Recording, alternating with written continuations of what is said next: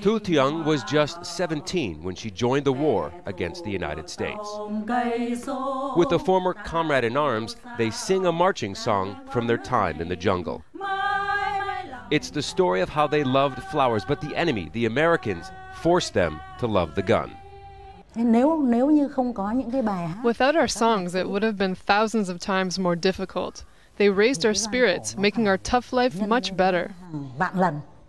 40 years ago, with the North Vietnamese just hours away from taking Saigon, Americans and the South Vietnamese who supported them fled in any way they could. They were Vietnamese too, with red blood, yellow skin like me.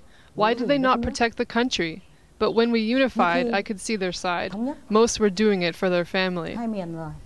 It was this moment, a tank rolling through the gate of Independence Palace, that marked the end of an era. Seen around the world, it became the symbol for the fall of Saigon.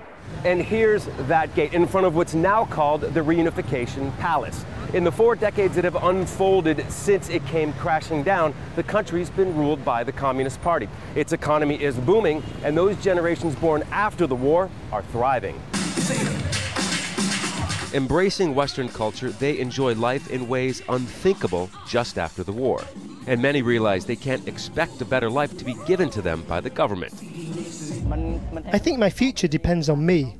If I choose a good way, it will be bright. But some feel that there's a cost to this system.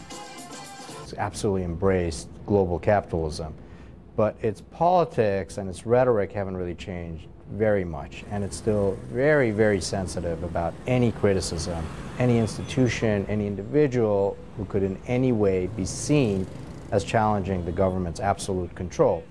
So as Vietnam's leaders mark their history and celebrate peace through reunification, the younger generations embark on a new era for the country as prosperity bounds. This while living in a political system that's still led by the ideas of the father of Vietnam's Communist Party. Scott Heidler, Al Jazeera, Ho Chi Minh City.